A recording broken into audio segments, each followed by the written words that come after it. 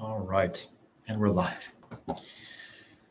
Okay, so I'm going to spend some time, hopefully not having to do a bunch of audio troubleshooting. So if the audio sucks on this, sorry, I'll deal with it next stream. Last time that I was on this platform, I was researching Trump in the 2020 election, trying to learn more about that. Today, I'm actually going to switch gears and start looking into Project 2025.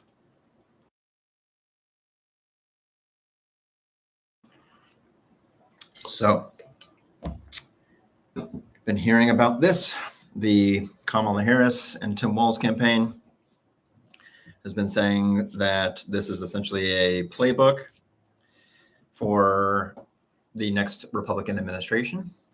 And Trump and J.D. Vance, I believe both, have been trying to distance themselves from it. Trump going so far as to say he's never read any of it, doesn't know anything about it. So I'm going to dive into that a little bit and learn a little bit more instead of taking either of their words for it. So we'll try to figure out what this is. So I found the actual full document online. This is really easy to find. You can go to their website and fill it out, but I would recommend not doing that.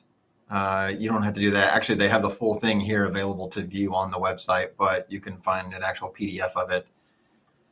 Very easy. So do not fill, or at least don't feel like you have to fill out this form to get the free download, or you can buy a physical copy of it, which I wonder how much that is. Sold out. Never mind. All right. I figured a good place to start might be at least reading a summary of this wiki here.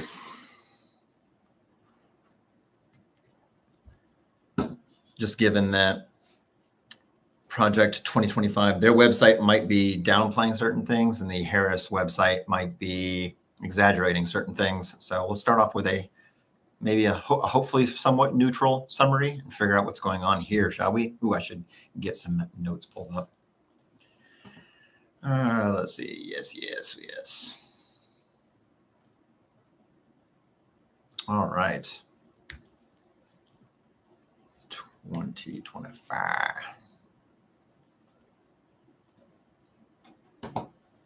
All right, folks. It's official because I have notes now. 2025.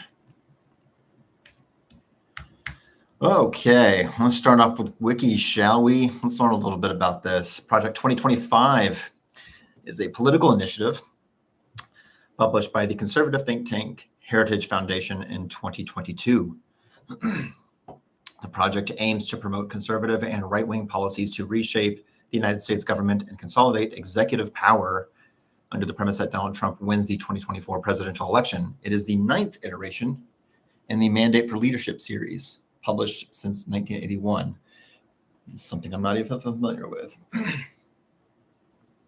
Okay, a series of books published by the Heritage Foundation, which I know very little about at this moment.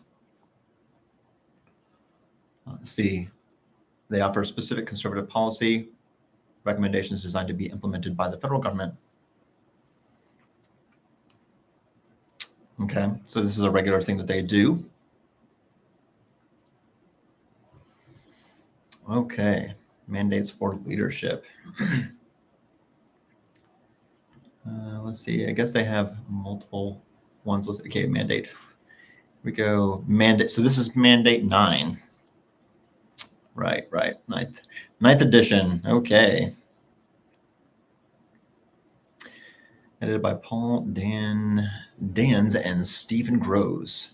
30 chapters. Yeah, this sucker's, while you can't find this document online, like this particular PDF is 922 pages. So clearly, I'm not even going to be scratching the surface of this. I doubt I'll even have time to even dive into this document, really. Maybe the foreword, but it's going to take a while to get through all of this. And how long is the foreword?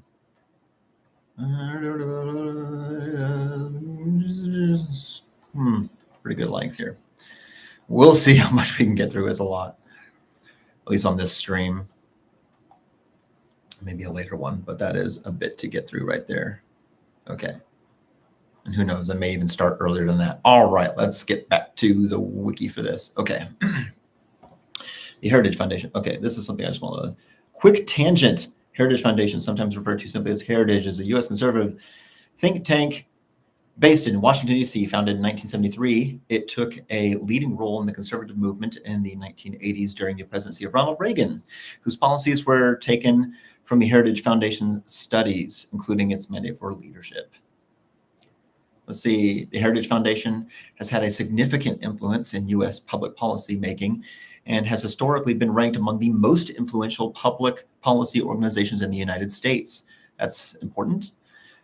In 2010, it founded a sister organization, Heritage Action, an influential activist force in conservative and Republican politics. Heritage leads the 2025 Presidential Transition Project, also known as Project 2025, an extensive plan to consolidate presidential control over the executive branch of government to accomplish its policy goals. The Heritage Foundation has been credibly reported as having been spreading false information to sow doubt and foment fear about the 2024 election. Let's see here. Has been credibly reported. All right. Well, I already know that there was a fair amount of false information going around the last election. I don't know specifically what all they've been saying about this election. Let's see here. Okay. I'll see back to the main article here. The project asserts a controversial interpretation of the unitary executive theory, according to which the entire executive branch is under the complete control of the president. That's, well, at least that description of that sounds concerning.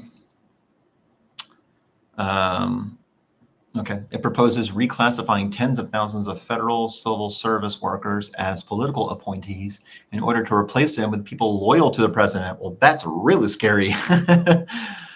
I mean, I know that there's a lot of people that are political appointees, but reclassifying tens of thousands of people as political appointees, I mean, just the process of changing out that many people with each administration seems insanely inefficient to do so. I don't know how many people generally change over with each administration, but tens of thousands of people sounds, at least to my ears, pretty crazy.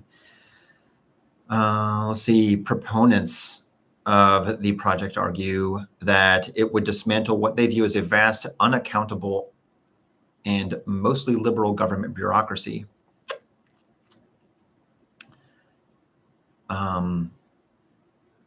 Okay, I'll be curious about that because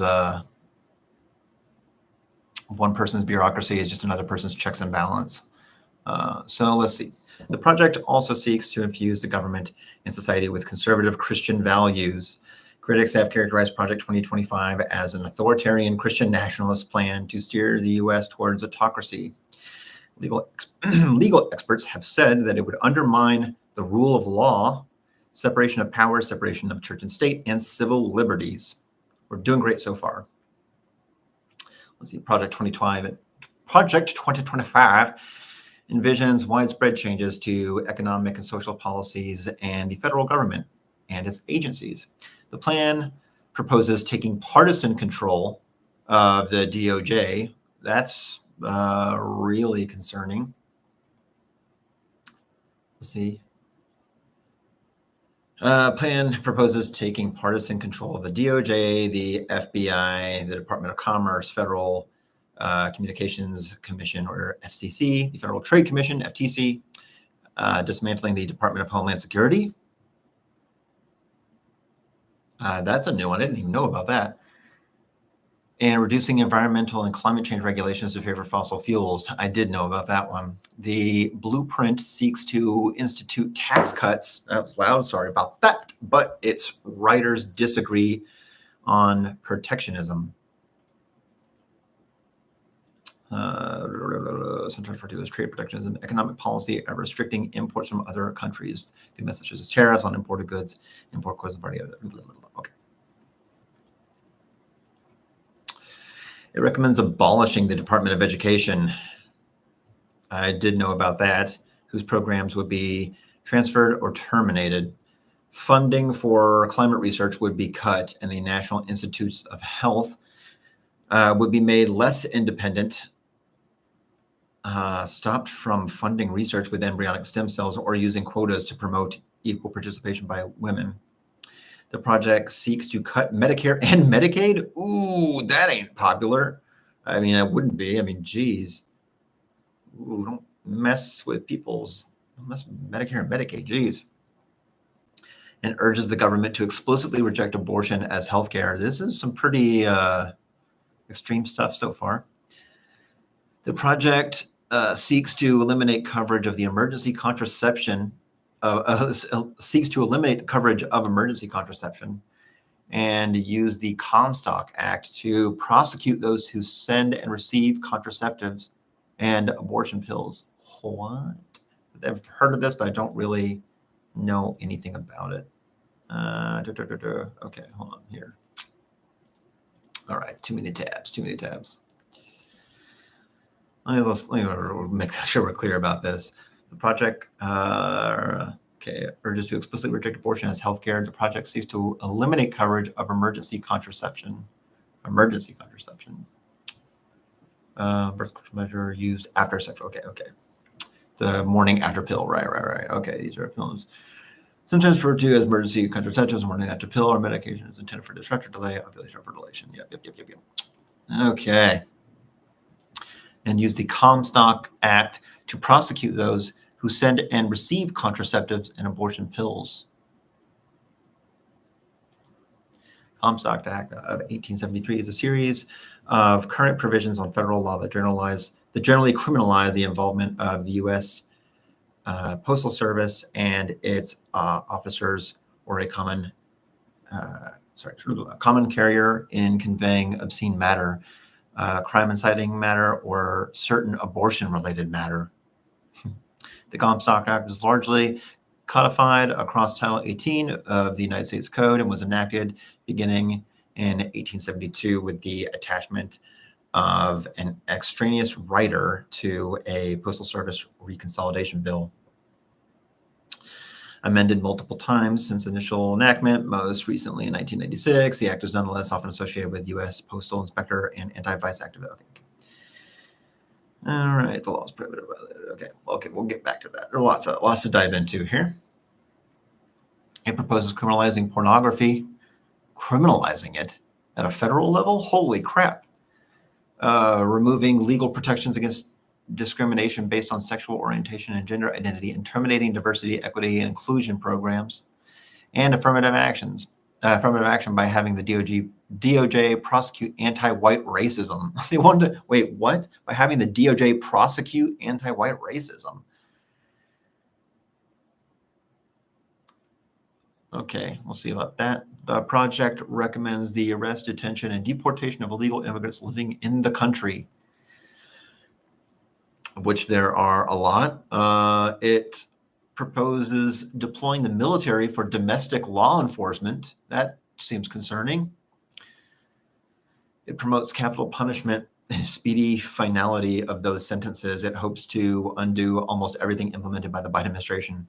This is definitely seeming very super hardcore right-wing, very, at least based on what Wikipedia is describing here, very authoritarian sounding. And yeah, super partisan. Although Project 2025 cannot legally promote a presidential candidate without endangering its 501c3 tax-exempt status, many contributors are associated with Trump and his campaign. Okay, so they can't promote a candidate. So I'm sure there's a lot of ambiguity intentionally around that to maintain a tax-exempt status. The Heritage Foundation employs many people closely aligned with Trump, including members of his 2017 and 2021 administration, and coordinates the initiative. Hold on. Heritage Foundation employs many people closely aligned with Trump, including members of his 2017-2021 administration, and coordinates the initiative with conservative groups run by Trump allies. Trump campaign officials have had regular contact with Trump 2025, Project 2025, and told Politico in 2023 that the project aligned well with their Agenda 47 program, although they have said that the project does not speak for Trump or his campaign. Well, clearly it can't without running into an issue with endangering its 501c3. The project's controversial proposals led Trump and his campaign to distance themselves from the project in 2024, saying he knew nothing about it and that some of the things Project 2025 says are absolutely ridiculous and abysmal. In response, Heritage President Kevin Roberts said no one at Project 2025 has hard feelings for Trump because they know he's making a political, tactical decision there. Some critics have dismissed Trump's claims, pointing to various people close to Trump who have helped draft the project. The many contributors who are expected to get leadership roles in a future Trump administration, his endorsement of the Heritage Foundation's plan for his administration in 2022, and the 300 times Trump is mentioned in the plans. Wow, 300 times. Interesting. Let me just take a look at what their actual website here looks like. Let's see what they say. What are they saying here real quick? Building for conservative victory through policy, personnel, and training. Get the facts. Project 2025 is a historic movement brought together by over 100 respected organizations from across the conservative movement to take down the deep state and return the government to the people. Its mandate for leadership, the Conservative Promise, published in April 2023, is a product of more than 400 scholars and policy experts from around the country. The book offers a menu of policy suggestions to meet our country's deepest challenges and put America back on track, including securing the border. This is very, very tiny text. Definitely not meeting accessibility requirements here. Secure the border, finish building the wall, and deport illegal aliens. Well, there's a lot in that. De-weaponize the federal government by increasing accountability and oversight of the FBI and DOJ. Unleash American energy production to reduce energy prices. Undoubtedly with, I do know that they want to cut environmental regulations, so that's clearly what they mean there. They want to do probably a lot more fracking, a lot more drilling for oil, a lot more coal mining, things like that. Cut the growth of government spending to reduce inflation. Make federal bureaucrats more accountable to the democratically elected president and Congress. Improve education by moving control and funding of education from DC bureaucrats directly to parents in the state and local governments. I'm curious what they mean by that, because generally, education is generally decided at the local level. It's funded generally at the local level. Obviously there's like some funding that comes and some level of standardization. I'm not super even familiar with what all the Department of Education is even involved in and how it relates to, what its level of control even is, because it's my understanding like a lot of things are just determined at the local level, but I don't know, we'll see about that. Ban biological males from competing in women's sports. Is that really a necessary thing to have a policy agenda about? Like, interesting. That is on the same level of like securing the border, cutting the growth of government spending, and also banning biological males from competing in women's sports. One of these things is not like the others. Okay. About Project 2025, from the horse's mouth, building now for conservative victory to policy presumption. Yeah. A little slogan. The actions of liberal politicians in Washington have created a desperate need and a unique opportunity for conservatives to start undoing the damage the left has wrought and build a better country for all Americans in 2025. It is not enough for conservatives to win elections. If we're going to rescue the country from the grip of the radical left, we need both a governing agenda and the right people in place. ready to carry this agenda out on day one of the next conservative administration. This is the goal of the 2025 Presidential Transition Project. The project will build on the 4 pillars that will collectively pave the way for an effective conservative administration: a policy agenda, personnel training, and a 180-day playbook. Okay, let me start off with notes about this. Okay, they have 4 pillars. Actually, let's see here. Okay, we got policy agenda, personnel training, 180-day playbook. Okay. The project is the effort of a broad coalition of conservative organizations that have come together to ensure a successful administration begins in January 2025. With the right conservative policy recommendations and properly vetted and trained personnel to implement them, we will take back our government. We can only hope.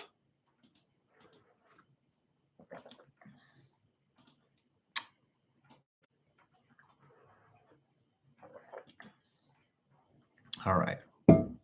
Switching mic modes here. Hopefully it doesn't sound like crap. Okay. Actually, it's probably safe without that. Okay. Where do we leave off? The Project 2025 Presidential Transition Project is being organized by the Heritage Foundation and builds off of Heritage's longstanding mandate for leadership, which has been highly influential for presidential administration since the Reagan era. Okay, so basically everyone, probably except for Trump, is saying like, this is a big deal. We're very influential. We've had a lot of influence. And pretty much everyone, it sounds like everyone, including themselves, is saying this. Whereas it sounds like Trump is really the only one, Trump and J.D. Vance are really the only ones kind of downplaying this, it seems like so far. Let's see. Most recently, the Trump administration relied heavily on the Heritage's mandate for policy guidance, embracing nearly 2/3 of the Heritage's proposals within just 1 year in office. Trump administration embraces the Heritage Foundation policy recommendations. Okay. Oh, here we go here. Okay.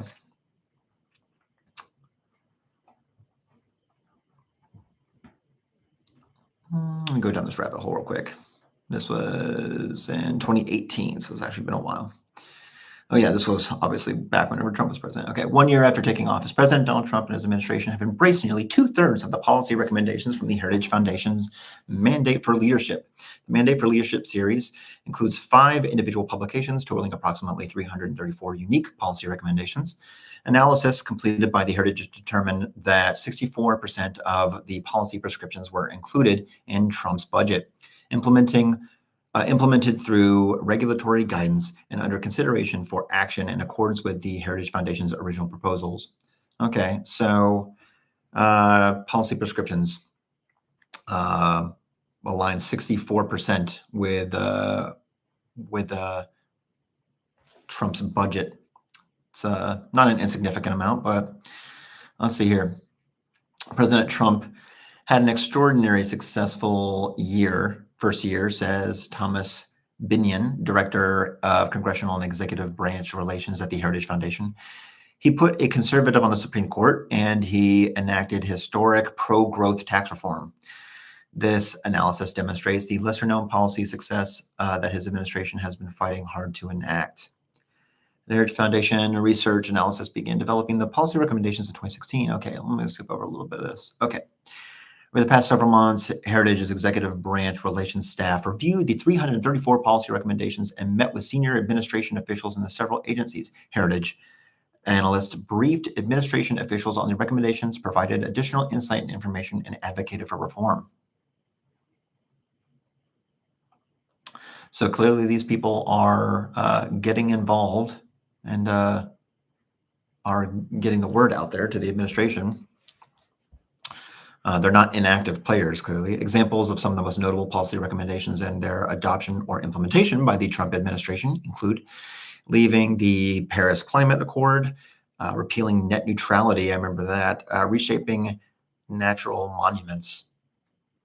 Heritage recommendation to prohibit land acquisition, cap, and reduce the size of the federal state was adopted by Trump when he issued 2 executive orders effectively shrinking the size of national monuments in Utah. I don't like that. Okay. Boo. We don't like this. Okay. Reinstating the Mexico City policy. This executive order prevents taxpayer money from funding international groups involved in abortion and ending funding to the United Nations Population Fund. In 2017, in his pro-life action, Trump signed an executive order today reinstating the Mexico City policy. Okay, increased military spending, reforming temporary assistance for needy, reforming temporary assistance for needy families program. The Trump administration adopted and is in favor of strengthening existing work requirements in order to receive benefits for needy families. Strengthening the work requirements, okay. Allowing development of natural resources. The Trump administration opened offshore drilling on federal lands. Reforming government agencies. Trump tasked each of his cabinet secretaries to prepare detailed plans on how they propose to reduce the scope and size of their respective departments while streamlining services and ensuring each department runs more efficiently and handles tax dollars appropriately. And withdraw from UNESCO. In October 2017, Trump announced he was putting an end to the U.S. membership in the United Nations Education, Scientific, and Cultural Organization. Oh no. Well, that sounds good. That organization sounds good. I don't really know anything about that. But anyways, that sounds interesting. Okay. Paul Dans, former chief of staff at the Office of Personnel Management during the Trump administration, served as the director of the 2025 Presidential Transition Project. Spencer Cretin, a former special assistant to the president and associate director of presidential personnel, served as associate director for the project. Okay, well, that right there is these guys are clearly well-known names in these circles, or influential names. They're not nobodies.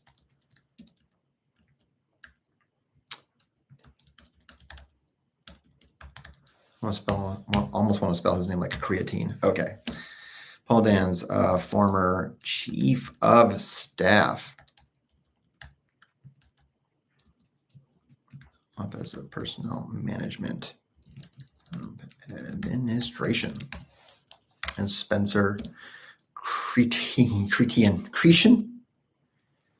the former special assistant to the president. See this guy. Okay, so Paul Dans, he's the director of the 2025 Presidential Transition Project.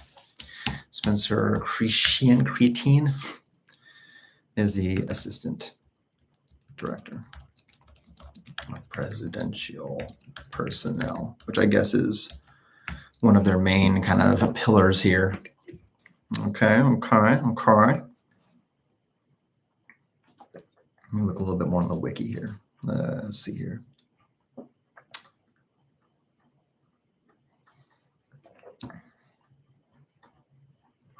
There's a lot just on the Wikipedia page.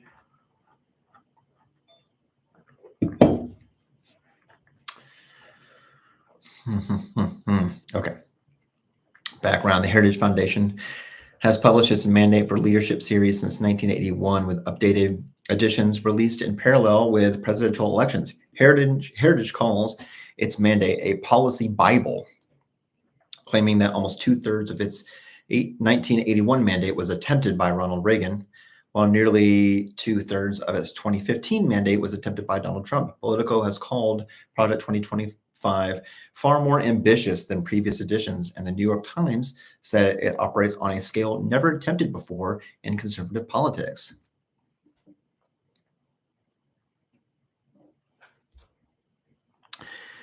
The Heritage Foundation is closely aligned with Trump and coordinates the initiative with a constellation of conservative groups run by Trump allies. Heritage President Kevin Roberts. Let's just keep this guy in mind.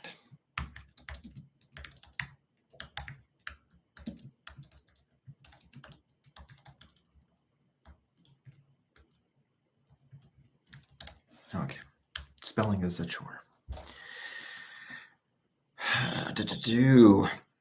Heritage President Kevin Roberts sees the organization's current role as institutionalizing Trumpism. That is a very concerning thing to hear. Institutionalizing Trumpism.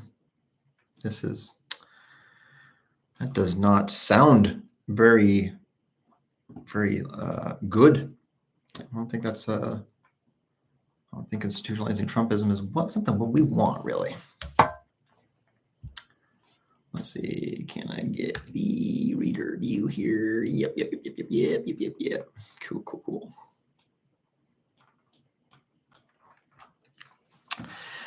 Let's see, from New York Times, what they said about it. Institutionalizing Trumpism.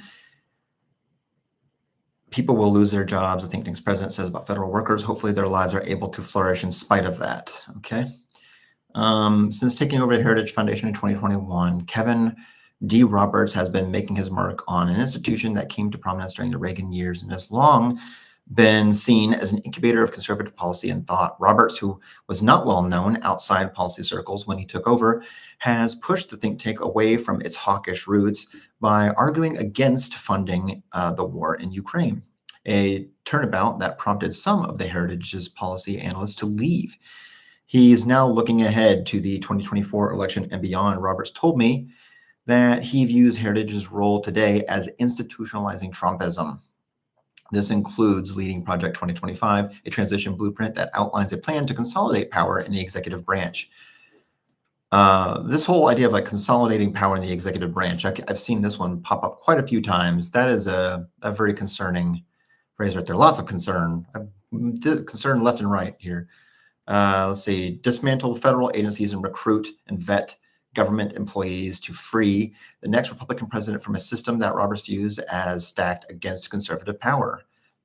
That the system is not stacked against conservative power. So many things work in favor of conservative policies. Okay. The lesson of Trump's first year in office, Roberts told me, is that the Trump administration, with the best of intentions, simply got a slow start. And Heritage and our allies in Project 2025 believe that must never be repeated. You've taken the Heritage Foundation, once a bastion of the Reagan doctrine of peace through strength, in a different direction. Under you, Heritage has vocally opposed recent aid packages to Ukraine. It has criticized the Biden administration for what you've said is a lack of transparency when it comes to how the money is being spent and how you believe those packages are impacting the administration's domestic priorities. Can you explain some of your thinking on that pivot? Yes, sure, says Kevin Roberts, but perhaps it would be helpful to start with my perception of those examples you mentioned relative to the Reagan principle of peace through strength. We believe that the manner in which the Ukraine aid packages have been put together, the manner in which they've been debated or really not debated in Congress, the manner in which they've not been analyzed, the manner in which there's no transparency, the fact there's no strategy actually is a violation of the principle of peace through strength. So while much ink has been spilled about Heritage no longer believing in peace through strength, that's not true. But I don't want to dismiss the part of your question about the shift in the conservative movement towards more skepticism, if not restraint in foreign policy. And I think a lot of that is prudent because what the American people are saying, conservatives in particular, but not exclusively conservatives, is why are we prioritizing any other place internationally above the problems we have in the United States? I hear you that there are a lot of problems at home to be solved, and they're costly problems, but we had Russia invade a sovereign country on the doorstep of a democratic Europe. Does it not seem to you squarely within the U.S. natural interest to stop Russian aggression? Yes, if we do so in a way that is responsible for the people, with the people's money, that articulates what the end game is, that is solely focused on military aid. And frankly, also recognizes that the United States of America and both the Democrat and Republican administrations had a role in creating this conflict. I don't really know what to gain from that here. Now Putin and his Russia deserved the blame.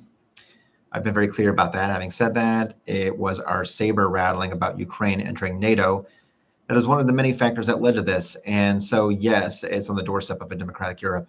We want the Ukrainians to win, but it would also be really helpful if the Germans and the French in particular would do more to support their neighbor. Okay. Okay. That's all we got on that one right now. Okay. Institutionalizing Trumpism apparently is what he was quoted as saying he wanted to do. I wish I had the full context for that quote. But alas, I could not see it. I feel like I'm going to get some more tea. That was pretty good.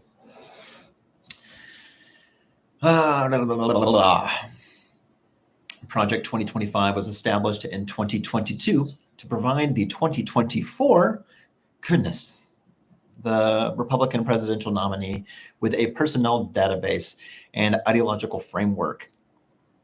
So basically, they're laying the groundwork for him. So it's like, hey, we'll do all the work for you so that you're ready to go as soon as your first day in office. At a 2022 Heritage Foundation dinner, Trump endorsed the organization, saying it was going to lay the groundwork and detail plans for exactly what our movement will do. Okay. Well, when the American people give us a colossal mandate. Well, that's a quote worth remembering. Hold on, where's the full text here? Associated Project Director Spencer Creasy argued that it was past time to lay the groundwork for a White House more friendly to the right.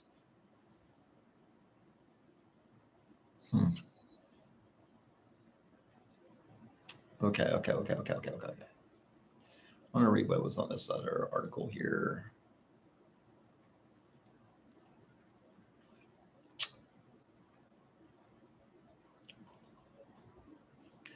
Goodness. The freaking ads and crap.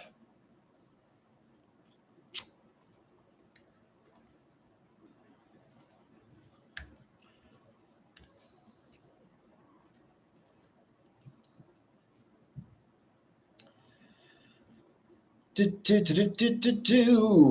right, I want to find this quote. Where was that quote at? Going to lay the groundwork.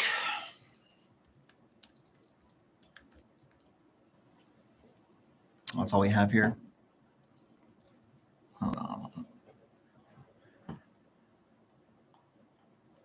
The critical job our country is going to hell. The critical job of institutions such as Heritage to critical job of institutions such as Heritage to lay the I think he's having a hemorrhage right now. God. Work, and Heritage does such an incredible job at that. This is a great group, and they're going to lay the groundwork and detail plans for exactly what our movement will do and what your movement will do when the American people give us a colossal mandate to save America. And that's coming. Our country is going to hell. The critical job of institutions such as Heritage to lay the groundwork, and Heritage does such an incredible job. This is a great group, and they're going to lay the groundwork and detail plans for exactly what our movement will do and what your. Thanks, Don. Okay. All right. Okay. In April 2023, the Heritage Foundation proposed the 920-page mandate written by hundreds of conservatives, most prominently former Trump administration officials. Nearly half of the project's collaborating organizations have received dark money contributions from a network of fundraising groups linked to Leonard Leo. Leonard Leo,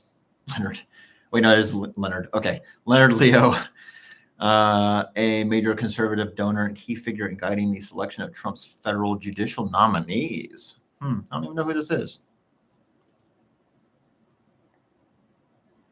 Interesting. How have I never heard of this guy? He's an American lawyer and conservative legal activist. He was a longtime vice president of the Federalist Society and is currently, along with Stephen Calabresi, the co-chairman of the organization's board of directors. Leo has created a network of influential conservative legal groups funded mostly by anonymous donors, including the 85 Fund, Concord Fund, which serve as funding hubs for affiliated political nonprofits. He assisted Clarence Thomas in his Supreme Court confirmation hearings and led campaigns to support the nominations of John Roberts, Samuel Alito, Neil Gorsuch, Brett Kavanaugh, and Amy Coney Barrett. Okay, this guy's got some influence.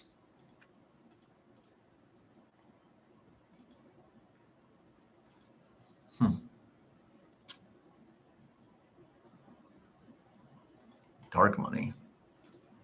Or the dark web, dark money.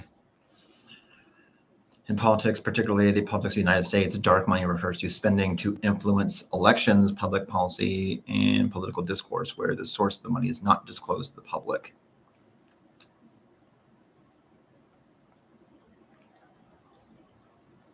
Okay. Here, in the United States, some types of nonprofit organizations may spend money on campaigns without disclosing who their donors are. The most common type of dark money group is the 501c4, often called social welfare organizations. Such organizations can receive unlimited donations from corporations, individuals, and unions. Proponents of dark money maintain it is protected under the First Amendment, while critics complain recipients of dark money, as with any contribution, are beholden to their funders, while voters are kept in the dark about connections between the donor and the politician when favors are paid back. I haven't heard that term before. Dark money. Let's see here. Okay, nearly half of the project's collaborating organizations with dark money. Okay. Let's see. Half of collaborating organizations received. If I can spell that. I hate the word received. That one always screws me up. The I and the E in received. No matter how many times I spell it. Dark money contributions from a network of fundraising groups linked to Leonard Leo. What a name, Leonard Leo.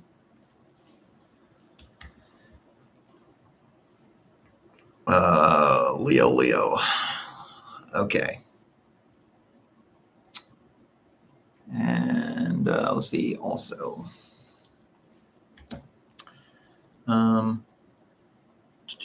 Written prominently by former Trump administration officials. Screwed that word up. Officials.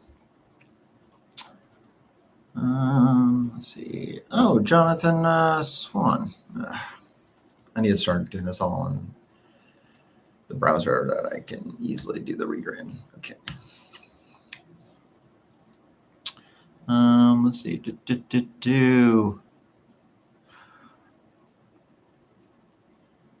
Let's see. Sorry, ADHD.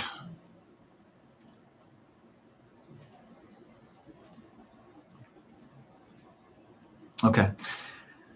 Let's see. Trump and allies forge plans to increase presidential power in 2025. Donald Trump. Okay. The former president and his backers aim to strengthen the power of the White House and limit the independence of federal agencies. I mean, Donald Trump, even if he claims that he hasn't read the Project 2020, I have zero doubts that he has not read. He probably hasn't read a single page of the document. I don't actually have any doubts about that. It's a 922-page document. There's no way that Trump read. He probably didn't even read the foreword. Not that I would expect him to read. I don't think he's read any of that, but that doesn't mean he's not aligned with the vast majority of it, or that he's not taking notes from people and summaries from people, and that they're not feeding him policy positions. But I wouldn't expect that. I take him at his word, actually, when he says he hasn't read any of it. But I would be I just can't believe that he wouldn't be familiar with it, or at least be significantly aligned with it, especially based on the pretty clear endorsement that he was saying that this is a great group and they're going to lay the groundwork for and detailed plans for exactly what our movement will do. So clearly he is aligned with them. Okay, so Donald Trump and his allies are planning a sweeping expansion of and the idea of strengthening the power in the White House, assuming that he wins the White House, that is absolutely something that he would want to do, and limit the independence of federal agencies. Yeah, of course he would be behind this, regardless of what he says his stance is on it. He would absolutely be in favor of strengthening the power of the White House if he's back in the White House, of course. Donald Trump and his allies are planning a sweeping expansion of the presidential power over the machinery of government if voters return him to the White House in 2025, reshaping the structure of the executive branch to concentrate far greater authority directly in his hands. Their plans to centralize more power in the Oval Office stretch far beyond the former president's recent remarks that he would order a criminal investigation into his political rival, President Biden, signaling his intent to end the post-Watergate norm of Justice Department independence from White House political control. Although I feel like the Justice Department should be independent.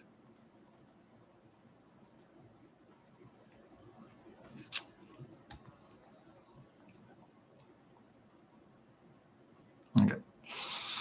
Mr. Trump and his associates have a broader goal to alter the balance of power by increasing the president's authority over every part of the federal government that now operates by either law or tradition, with any measure of independence from political interference by the White House, according to a review of his campaign policy proposals and interviews with people close to him.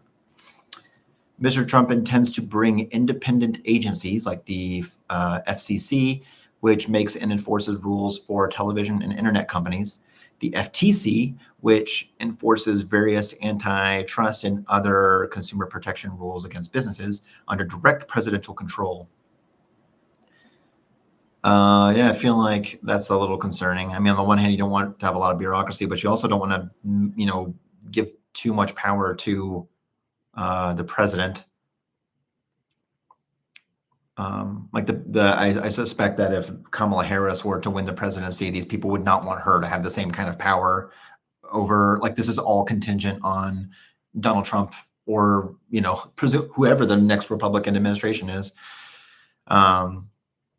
There's no way that they would ever want the White House to have this kind of power and political control over the DOJ if it were the Democrats winning office. Mr. Trump and his associates have a broader goal to alter the balance of power by increasing the president's authority over every part of the federal government. Oh, I already read this part. Okay.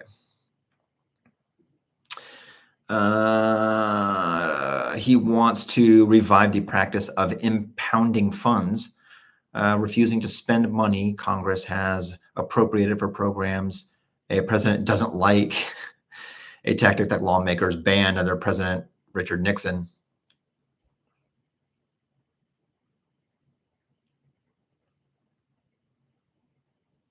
Refusing to spend money for revive the practice of impounding funds, refusing to spend money Congress has appropriated for programs a president doesn't like. That's kind of crazy. Lawmakers ban that practice. Okay, well, that's interesting.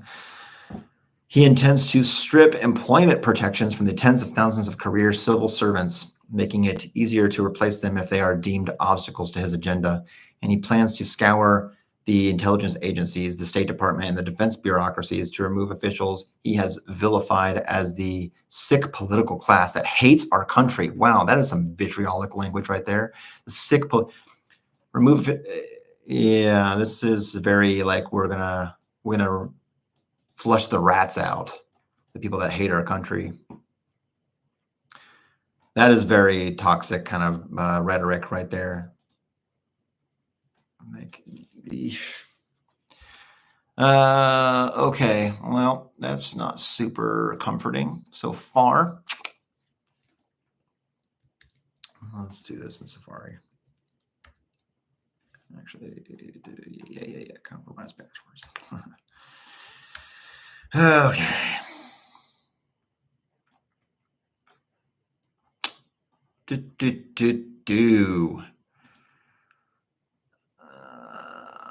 Where was I? Where was I?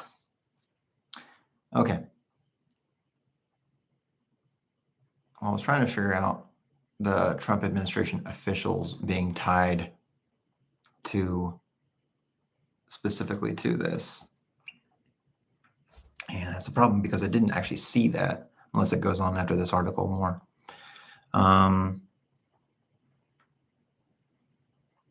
Okay. Let's see. Axios reported that while Heritage had briefed other 2024 Republican presidential primaries candidates on the project, it is undeniably a Trump-driven operation, pointing to the involvement of Trump's most fervent internal loyalty enforcer, John McEntee, as a senior advisor to the project. Most fervent internal loyalty enforcer. Sorry, that is a whew.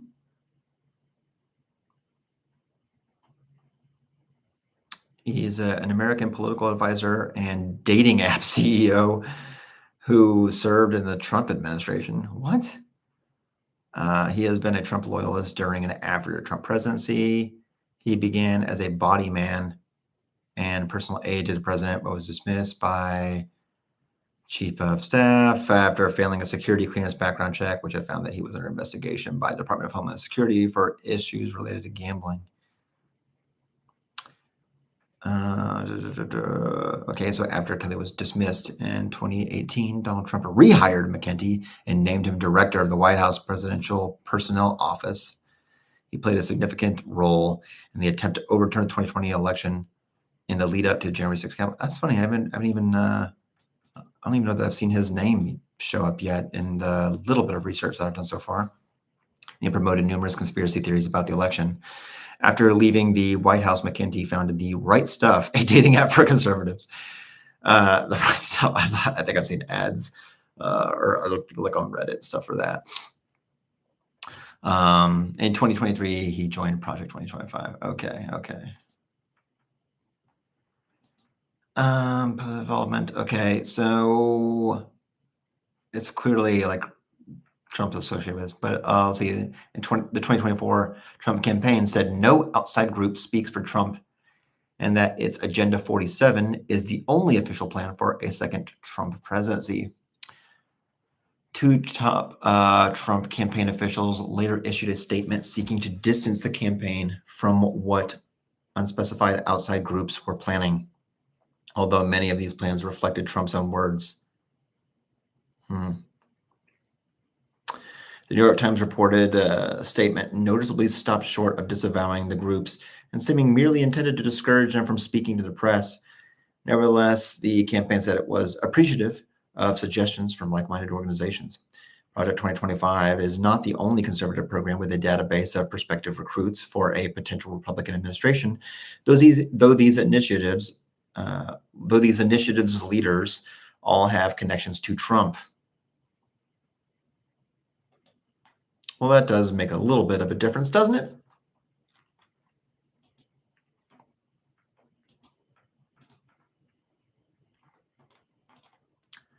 I mean, surely that makes a little bit of a difference.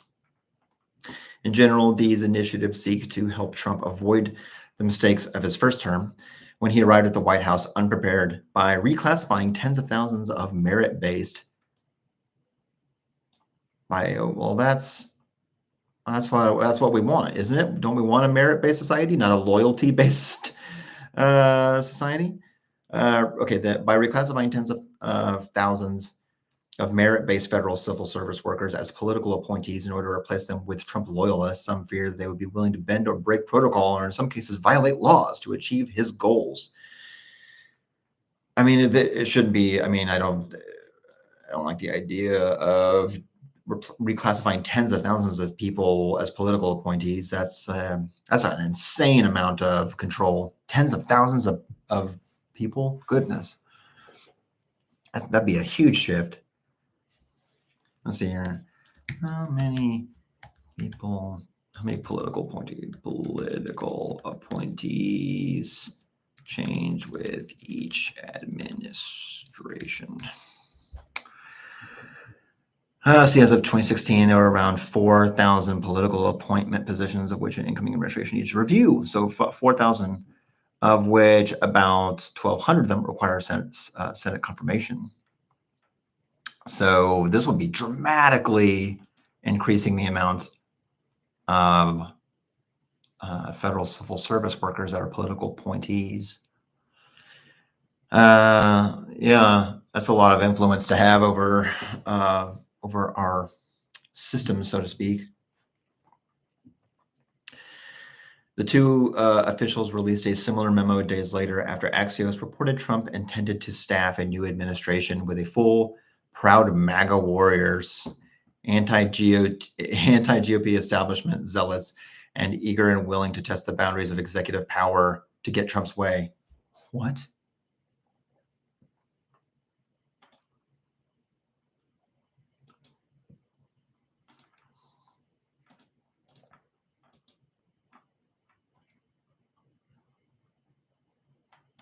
Hold on. That was a crazy sentence. The two officials released a similar memo days later when Axios reported Trump intended to staff a new administration with full, proud MAGA warriors, anti-GOP establishment zealots, and eager and willing to test the boundaries of executive power to get Trump's way. That is a wild sentence, which would include targeting and jailing critics in government and media. What?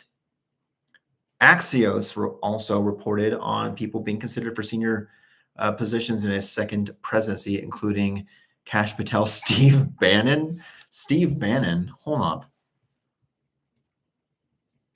Hold on. Is Steve Bannon in jail? I thought Steve Bannon was in serving a 4-month sentence. Yeah, he's in jail. Okay, I guess for 4 months.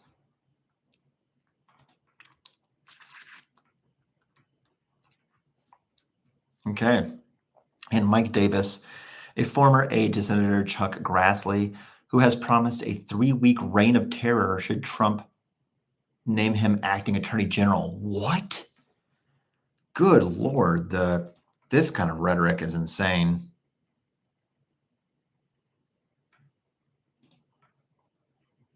Three-week reign of terror? Good. That is that's not comforting at all. Patel had said on Bannon's podcast 2 days earlier, we will go out and find the conspirators, not just in government, but in the media. We're going to come after you, whether it's criminally or civilly. We'll figure that out. Wow. In June 2024, Bannon named specific current or former FBI and DOJ officials who would be hunted down for alleged crimes and treasons, even if they fled the country. Good Lord, this is aggressive. Okay. Let's see here. Okay, I had a couple of things I wanted to read on. Okay. I think these two were for this one up here. So I want to see what kind of connections to Trump these people have. Trump allies craft plans to give him unprecedented power if he wins the White House. See, it's so hard to I'm going through articles. So much of this is like rereading the same kind of stuff over and over again. Like I want to hunt through this to kind of get really the details. Former President Trump and his, when was this? This was from December of last year. Former President Trump and his allies are preparing for an aggressive expansion of power should he take back the White House. That includes more power to crack down on immigration.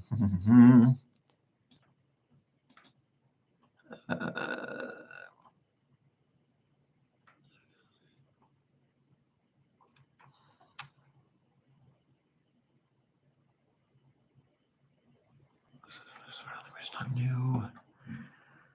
During their last go in the White House, say former Trump officials like Russ Vought, who served as Trump's budget director at the White House, career staff members often blocked or slow-walked even the smallest efforts to make policy changes.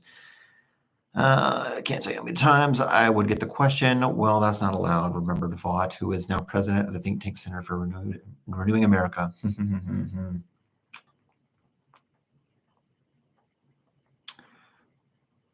expanding executive power is what I want to see about.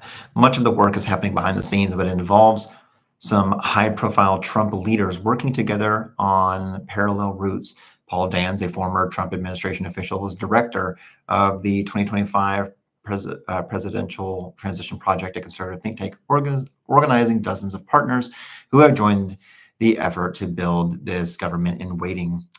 Brooke Rollins, Trump's former domestic policy chief, leads the America First Policy Institute, which is working on a similar effort called Pathway to 2025. I haven't heard of that one yet. They share the belief that too many federal workers at the executive branch agencies, whom they call the administrative state or deep state, have become a fourth branch of government and have turned into a roadblock for any conservative change. Notice they didn't say have become a roadblock for like executive enactment or implementation, or a roadblock for presidential change. Said a roadblock for conservative change, which means they're saying that apparently this administrative state is specifically anti-conservative, which is that's a highly unlikely that our administrative state has an anti-conservative bent to it. We are a clarion call for conservatives. Dans explains, we want to demystify Washington. We want to break it open and let the rest of America come in. The federal workforce is made up of tens of thousands of non-political career civil servants who remain on their jobs regardless of who is president. Yeah. I feel like that's a good thing. Some things should be merit-based. I don't want every single person working in a federal agency to be swapped out every time there's a new president. One, that just seems incredibly inefficient. Just in terms of having to, all the positions they are having to swap out. You want some amount of people to stay in there. Like whenever a company acquires another company, it would behoove you to keep a lot of the people in there who are familiar with how things run, instead of just putting in a bunch of people who are quote unquote loyal to you. That's not a very comforting way. I wouldn't want any president to be doing that. But also these are, career, these should be non-political. I feel like the more that we can make these non-political, as long as they're instituting whatever the president is expecting, as long as he's doing something with his presidential power, then I feel like you shouldn't be looking to specifically appoint people who are, politically loyal to the president. He argues that the ranks are filled with too many liberals. They're filled with too many Americans that disagree with him. That's not a reason to them being liberals isn't disqualifying. If it's merit-based, it doesn't matter if they're liberals. But anyways, those aren't his actual words either. Of course, this is, I don't suspect that he, I wouldn't be surprised if he said basically that exact same thing, but I would like to see a specific quote. There are not enough conservatives in government, which leads to groupthink at some agencies, says Kevin Kosar, a senior fellow at the Conservative American Enterprise Institute.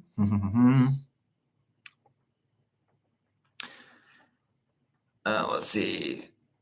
Obama issues an executive order on immigration. Trump issues one that changes it in the other direction. Biden issues one that goes the other direction. It's political instability. Well, then that sounds like it's not something that favors liberals over conservatives, which is, a lot of what this seems to be phrased as. Since learning of the efforts of the Biden White House has proposed a new rule that would strengthen protections for federal workers. See, that's interesting too, that a Biden White House would be trying to protect. If this White House, if these federal workers, if this is an administrative state, it's going to be an administrative state regardless of who is in office. That's just kind of telling that the Biden administration is effectively saying that it doesn't want to have control over. The Biden administration or the Harris-Walz campaign ostensibly would have incentive to want to plant only loyalists for themselves into these positions. So that's telling that they're trying to, or that they have proposed a new rule to strengthen protections for these workers. See, but Trump's people say that this won't stop their momentum. Dan says now is the time for conservative warriors to step up. This is your calling. This is your moment in life. We're talking to you. You can't just sit there on the sidelines anymore. I don't even, what is convection? I have in my, wow, never have I seen that word before. Kvetch? No, I'm like, oh, wow. That stopped me in my tracks. Good Lord. The Trump campaign did not respond to questions about the efforts, but the Project 2025 is not just for Trump. It's available for any conservative candidates. Still, Dan says Trump is the best embodiment of their movement. We're candidate agnostic. Well, of course they are. They have to say that, though. They can't compromise their tax exempt status. But we're at this for the service of any standard bearer. But we're not really agnostic. Yeah. Read between the lines. Okay. Let me see here. Trump alumni are raising millions for legal defenses while scouting for White House hires. Okay. Prominent co-defendants in the election subversion cases have received support from a charity run by White House alumni who are working on plans for a second term. Some of former President Trump's co-defendants in the Georgia election interference case are receiving legal funding from a charity started to help people charged in efforts to overturn the 2020 election results, according to people familiar with the group. See, okay. Well, Trump's campaign is distancing him from allies who have sketched out plans for a second term. Let's see, when was this published? AP. Okay, this was last year, December last year. Donald Trump's presidential campaign is distancing him from efforts by allies and former aides to sketch out his plans for a possible second term, including who might fill his administration and what policies he might pursue. In a memo Friday from senior advisor Susie Wiles and Chris LaCivita, the campaign said messages about a potential Trump government that come from anyone but the Republican or his team should not be considered official and are an unwelcome distraction.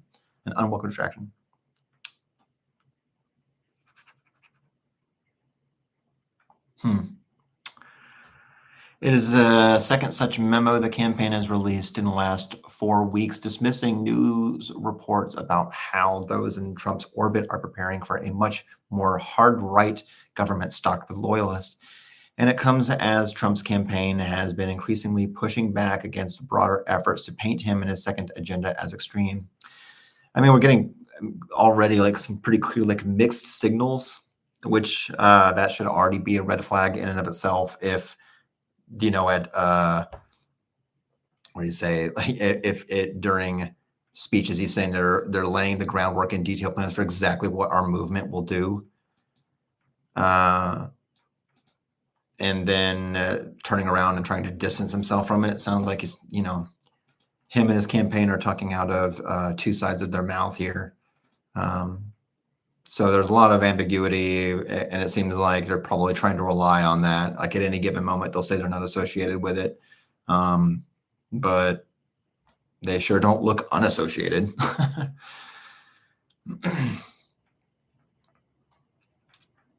Despite our being crystal clear, some allies haven't gotten the hint, and the media and their anti-Trump zeal has been all too willing to continue using anonymous sourcing and speculation about a second Trump administration in an effort to prevent a second Trump administration. Trump campaign officials said the latest memo was in response to a recent Axios report, which cited sources who talk often with Trump. Axios reported Thursday that Trump intended to staff his administration with loyalists who are full, proud MAGA warriors, anti-GOP establishment, zealous and eager and willing to test the boundaries of executive power to get Trump's way. MAGA is a reference to Trump's Make America Great Again. We got that part. Wait, hold on.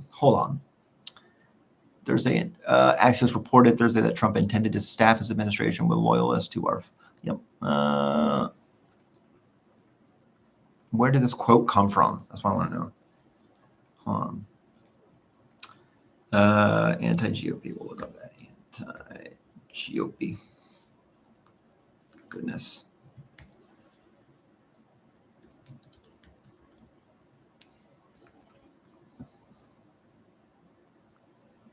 I mean, this is like why it's so hard to like find information here.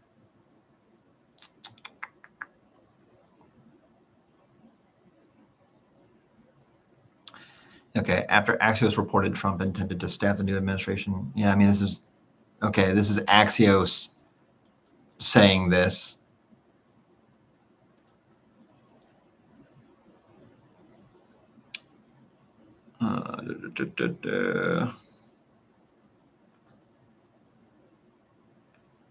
Others likely to wield power in second term share a lot in common with Carlson. Their full matter. Okay.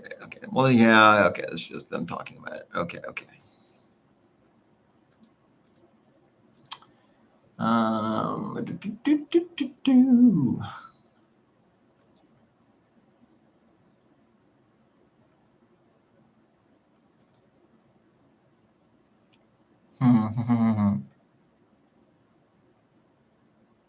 This one, oh yeah, this is what I wanted to look up. I wanted to see he was promised a 3-week reign of terror.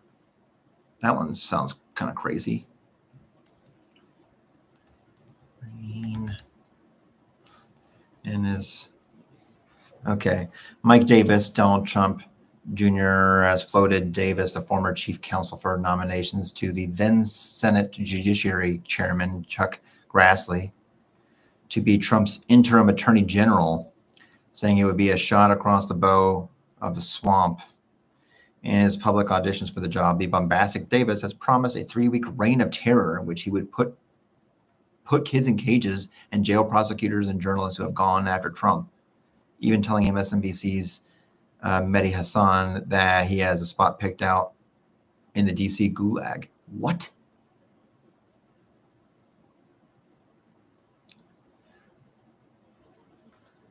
What? Dude, I don't know. How have I not learned more about this guy?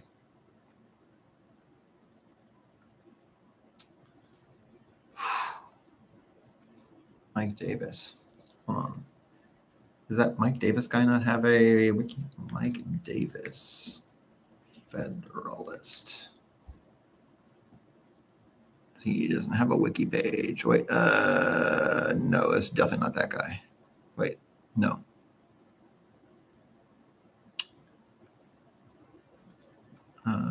Okay.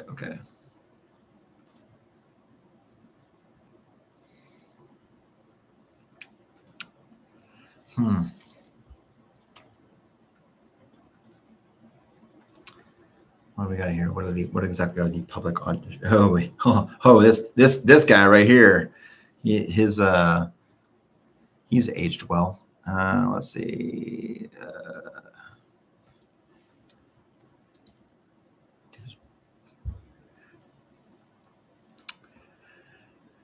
He says, during my 3-week reign of terror as Trump's acting attorney general, before I leave town with my pardon from President Trump, I have 5 lists that I'm ready to. Okay. Aren't the Democrats here guilty of racketeering? Wouldn't you be able to flip this charge directly around on them with their coordinated efforts to go after Donald Trump? I mean, wouldn't this be racketeering to rig an American election process? When in your 3-week reign of terror, couldn't you bring racketeering charges against Jack Smith, Merrick Garland, all the way down through the tree of Alvin Bragg, Fani Willis? Yeah, I mean, during my 3-week reign of terror as Trump's acting attorney general, before I leave town with my pardon from President Trump, I have 5 lists that I'm ready to go, Ben. And the list number 1 is fire. I'm going to fire as many people as I can. And list number 2 has been right. Fire as many people as I can. This just anybody who's worked in any organization whatsoever, I feel like it's just not like just fire as many people as I can. It's just not a good strategy for success. It's just blindly fire as many people as I can. Okay. Like it sounds nice. It's like get rid of regulation. like, okay, well, what if some of those regulations are things that you like? Like, not all regulation is the same, not all positions are the same, not all jobs are the same. It just seems incredibly simplistic. Fire as many people as I can. How much of these goofball Democrat prosecutors like Alvin Bragg and Jack Smith and Fannie Willis and the civil fraud prosecutor Tish James up in New York, and we may have two other goofballs, Michigan Attorney God, the General audio on this sucks. and this Arizona Attorney General who only won because they committed fraud there. They shut down the election in Arizona. They sent the wrong ballots out, the wrong ballot sizes. People checked in, and then they waited in line. They couldn't vote. They got sent to another place. They were checked into the prior place, and the Democrats wouldn't object it to a 3-hour extension of the election so these people would vote. Okay, so clearly this guy did, in fact, say there would be a reign of terror, in which you put. I want to see this thing. What the hell did the kids in cages thing come from? Kids in. Where in the world did that come from?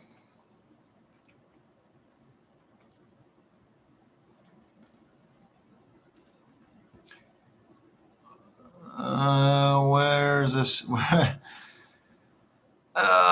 hate having to like find like where the hell this information comes from. Just like it's always like quoting somebody else. 3 weeks after he would put kids in cages. That I want to know where the hell that came from. Mediasan, let's see what this guy says here. Trump is now leading in a hypothetical general election matchup. Now, this isn't just bad news for President Biden. This is terrible news for the very future of American democracy. For weeks, we've been warning you on this show about the dangers of a second Trump term. The former president, after all, has promised. Wow, this whole time, like an idiot, like an actual idiot. I haven't been sharing my screen. Second time ever going live. I am a noob in every sense of the word. I'll figure it out eventually, folks. Okay. Wow. Oh, goodness. Okay. For all of the millions of people watching and keeping up with my stream.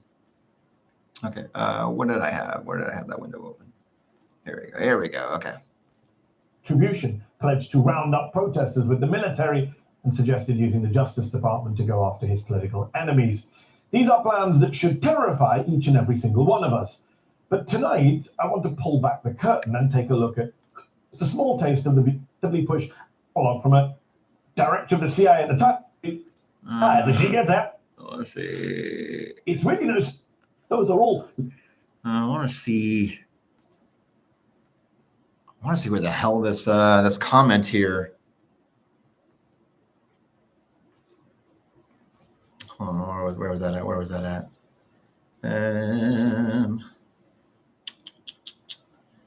Goodness, so many rabbit holes. Okay, there's a project 2025. Emergency contraceptives. Goodness, so many things here. Oh no, it was in this one. Yeah, it's right here. And as public auditions for the job, the bombastic Davis had promised a 3-week reign of terror in which he would put kids in cages and jail prosecutors and journalists who have gone after Trump, even telling MSNBC's Mediasan that he has his spot picked out in the DC gulag. That's what I want to find, though. I want to Mike Davis, Trump stream. Oh, I see. Is now on list 2. Oh, I see. Ooh. Is now on my list number 2, indict, detain, denaturalize, and deport. I already have a spot picked out in the DC. He did say this. Wow.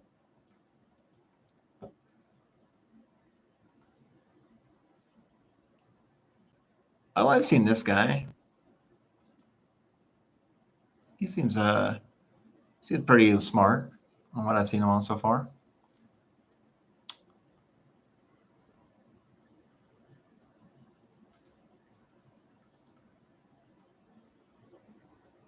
Goodness, that's some crazy rhetoric. I was popping on the DC gulag.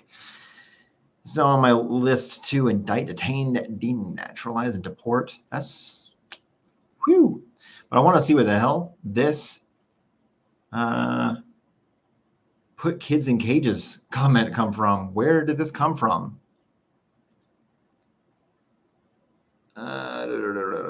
A source close to the Trump campaign told us AG office where Trump is most likely to make a shocking pick with a defiant view. You want to weaponize the DOJ. Why is it that are all of these seriously just going to the exact same place here? That's just going to that. That's just going to that. And that's just going to that. Where are these kids in cages comment coming from? Put kids in cages, Mike Davis.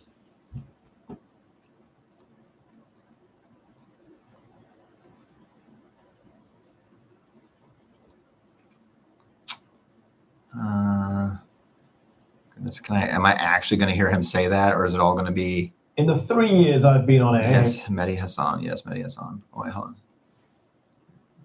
Week reign of terror as Trump during my 3-week reign of terror as Trump acting attorney general before I get chased out of town with my Trump pardon, I will rain hell on Washington, D.C. We've talked about this, Ben. I have 5 lists ready to go, and they're growing. List number 1, we're going to fight. We're going to fire a lot of people. Okay, but still, there That didn't take very long. Break the commentary up there. Okay. I want to hear the. Are we ever going to. I'm going to have to dig through all of this just to find that one comment. I just want to find a comment where he's talking about freaking putting kids in cages. Where the hell is that coming from? Let's see.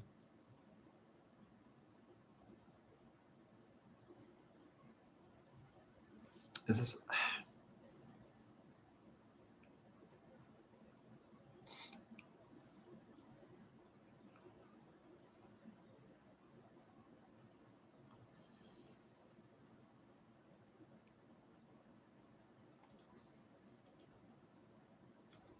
Alvin Bragg, Soros-funded Manhattan DA. It's a coincidence that he calls American cities with large minority populations third world hellholes. Surely he's not trying to blow any dog whistles there. This is clearly a political prosecution by Soros-funded Manhattan DA Alvin Bragg. Soros-funded Manhattan DA, Soros-funded Manhattan DA Alvin Bragg. He's a George Soros-funded puppet prosecutor. You certainly can't trust these George Soros-funded prosecutors. Still too subtle for you? And move to Twitter, where Davis has written, quote, "The violent black underclass is a danger to America. We must resume the mass incarceration of these thugs. In the meantime, Americans must arm up. These monsters will kill." Davis has in fact told followers to arm up at least 16 times on Twitter, to arm up against the violent black underclass, against Soros-backed DAs, against county attorneys, against Democrats in general. Yeah, I can listen to Or him. tweeting This guy, I can listen to Mehdi Hassan pontificate for 20 minutes, or I could try to hunt down where the hell this kids in cages comment came from.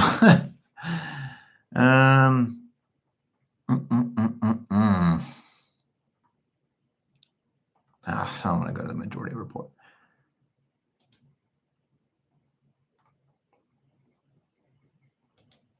Loading the damn ad gear.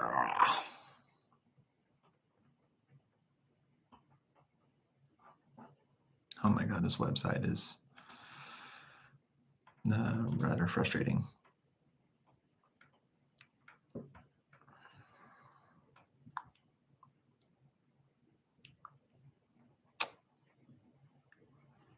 Scooby-Doo. No. Go away, Slack. Ugh. Is this just going to be like the exact same Mehdi Hassan clip?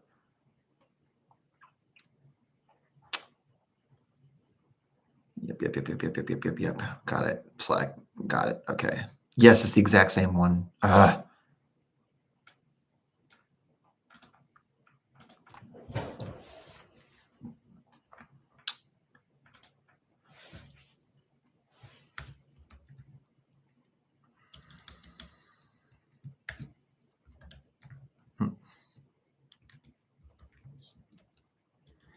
Actually, let's look cages.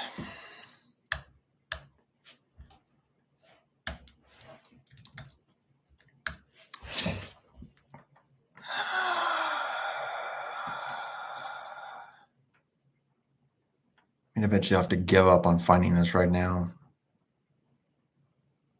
Something about putting kids in cages, but I want to see like the I mean, something tells me learning about the context isn't exactly going to help. I just want to know, like, it's a wild thing. What is it? The quote that at least was saying a part of this. On one of the things saying it would be glorious. Putting kids in. It's like, goodness. Forced to visit. It's like, I don't know if I'm actually going to get any of it with this friggin' 24-minute video of them talking. Incarceration of these. Like, I want to see the tweet itself or whatever. Okay. All right. He's not important right now. All right. Let's get back to the topic at hand. The Heritage Foundation, okay, an American conservative think tank founded in let's see, I don't need to go back to the founding of our country to understand all this. Let's see, advisory board and leadership. We'll skip over this right now.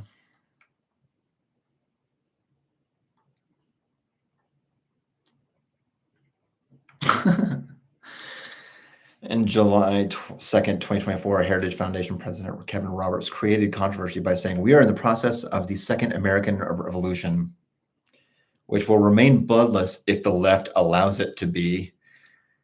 That's why even like bring that up? Why even say that? It's like, now when it does become bloodless, regardless of who's at fault, you'll blame the other side. It's just like, okay, come on. Like, the right is the one that is in, wanting a revolution, is in the process of a revolution, and is in love with firearms. So it's I don't think if it gets bloody, I don't think it's just going to be coming from the left here, is what I'm saying.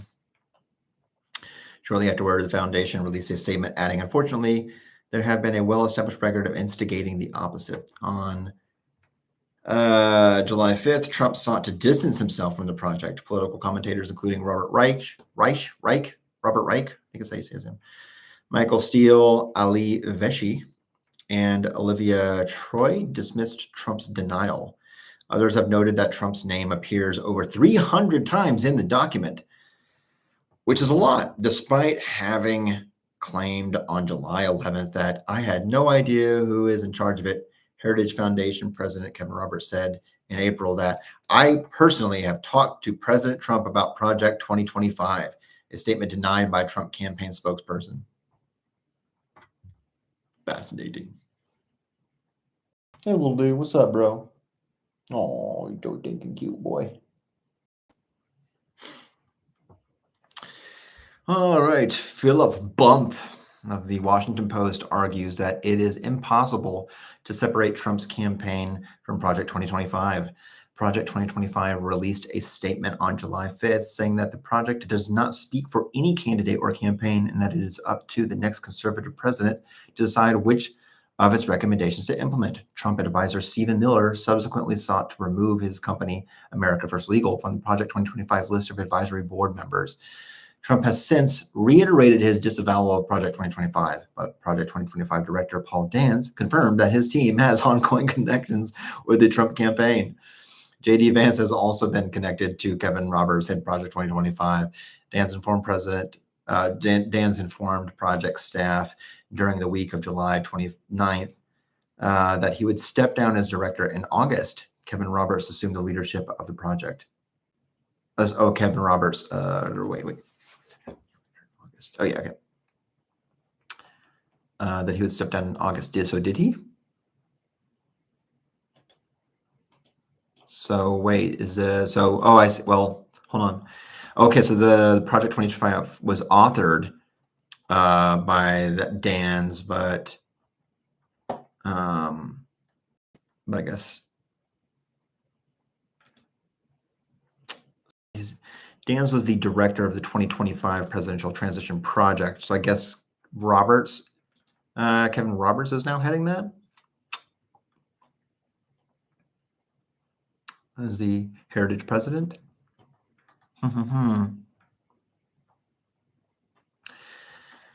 Let's see here. Now might be a good time for me to get some more tea. So, yeah, let's see here.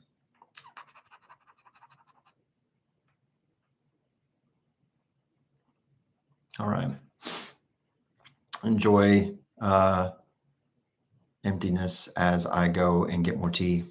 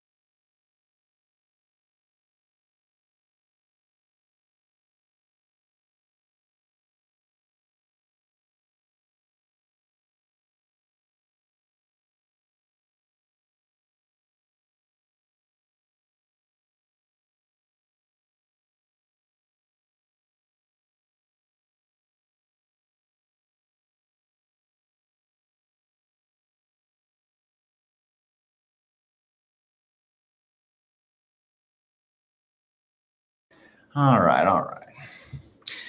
While my tea is brewing, let's continue looking into the philosophical outlook of Project 2025.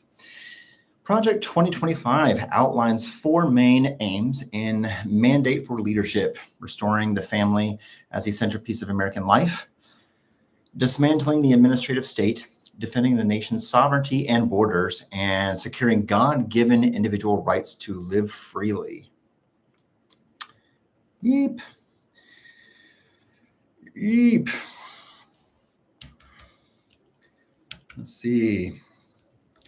Aims. Claimed aims. Let's see.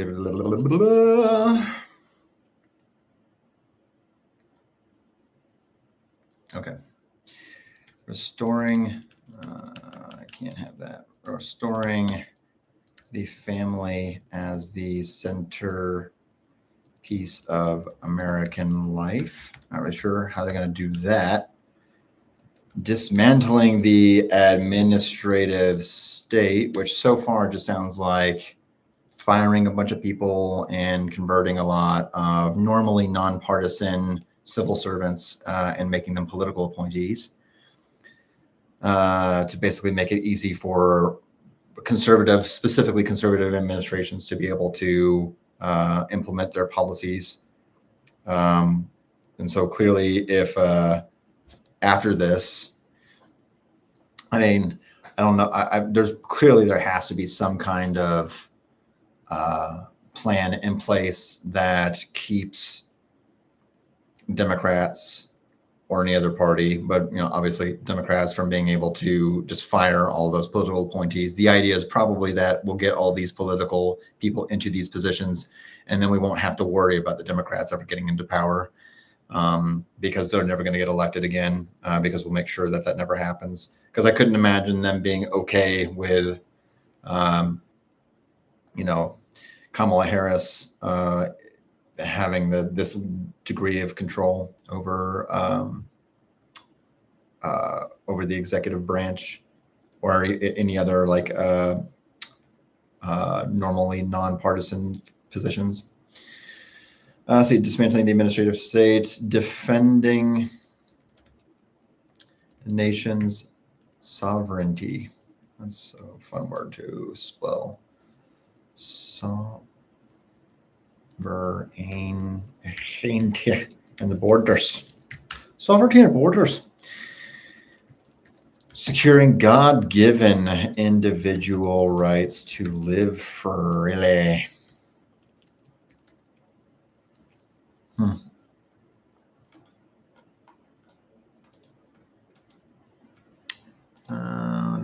Actually, that's good.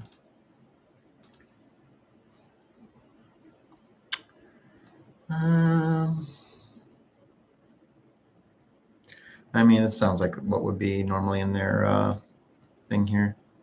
Let me see what this document actually has on this.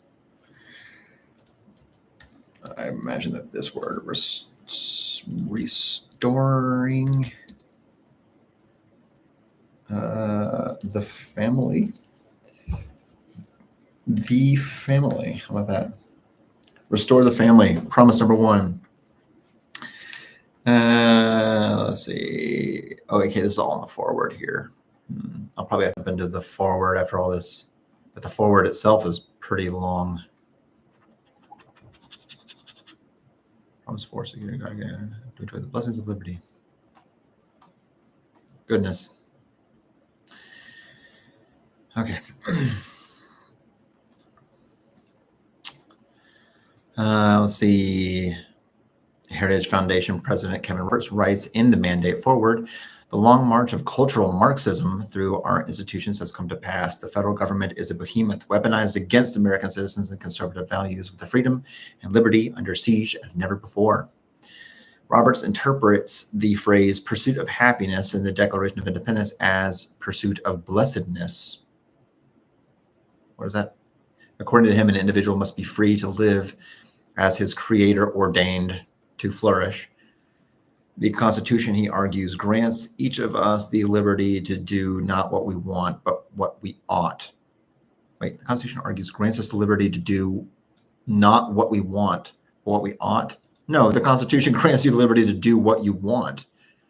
You have the freedom to do what you want. That's the whole point of having freedom.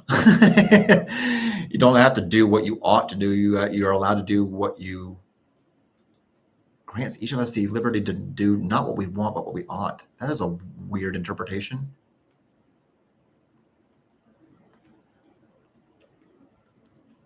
This is a quote out of context here, but on its own, it's a red flag. The key to a good life is found primarily in family, marriage, children, Thanksgiving dinner, and the like. If you don't have children, if you're not married, basically you don't have a good life. So all you people who are single or don't have kids, you can all just go to hell. Let's see. He writes, and above all else, in religious devotion and spirituality. That's the key to a good life, according to this guy. Roberts complains that there's a bug in my room. Yeah. No, it's just a little. Yeah, gonna bother me. Okay. Roberts complains that the United States in 2024 is a place where inflation is ravaging family budgets, drug overdose deaths continue to escalate, and children suffer the toxic normalization of transgenderism, with drag queens and pornography invading their school libraries.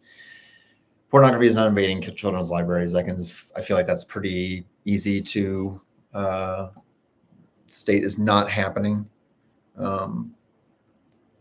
It's usually like, oh, there's like a sex ed book or something like that, and that's pornography to them. In a public statement, Robert expressed concern over rampant crime in the United States. Pretty sure crime has been down in recent years. Pretty sure it's continued just to go down. I mean, it's been going down ever since like the 90s it was up, but it's been down ever since. So, but whatever, that's a separate point. Project Director Paul Dans served as Chief of Staff under the Chief of Staff at the Office of Personnel Management during the Trump administration. Spencer, this last name, Treshian? I don't know. A former special assistant to Trump, serves as assistant director. Dan's also an editor of the project's guiding document. My tea's ready. Described Project 2025 as systematically preparing to march into office and bring a new army of aligned, trained, and essentially weaponized conservatives ready to do battle against the deep state. He has said that Project 2025 is built on 4 pillars: the policy agenda, the 30-chapter, 920-page book Mandate for Leadership, The Conservative Promise, which presents a consensus view of how major federal agencies must be governed. A personal database. Oh yeah, personal database. To be collated and shared with the president-elect's team, open to the public for submissions. So basically, we have our agenda. We have all the people, the approved people, who are allowed to work with the government because they align with our policy values. An online education system called the Presidential Administration Academy. All right. Plot thickens. Presidential Administration Academy.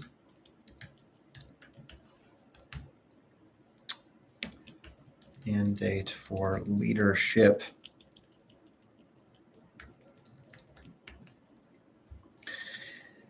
And a 180-day playbook.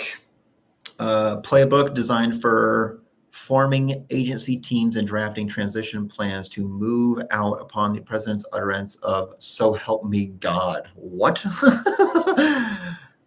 Wait, what? A playbook for forming agency teams and drafting transition plans to move out upon the president's utterance of "So help me God." Huh? Am I mean, I know I am stupid, but I'm not really sure I understand that sentence. We are forming agency teams and drafting transition teams to move out upon the president's utterance of "So help me God." What? What does that even mean?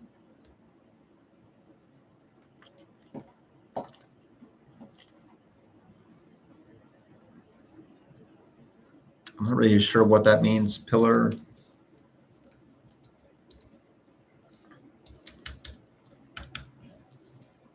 Playbook. Is this really only pillar? Is it really only on these pages? Okay.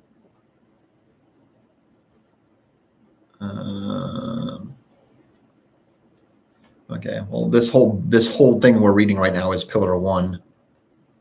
This whole 920 document is pillar 1, but the playbook. And this thing, President's utterance of "So help me God," I don't understand this. But we'll learn more, won't we? While Project 2025 cannot by law explicitly promote him, that is an important thing right there. If they don't explicitly promote him, it's not because they don't want to, it's because they can't. Trump's campaign rhetoric has reflected its broad themes. He has said that he would fire radical Marxist prosecutors that are destroying America, totally obliterate the deep state, and appoint a real special counsel, a real special prosecutor to go after the most corrupt president in the history of the United States of America, Joe Biden, and the entire Biden crime family. Oh my gosh. Okay.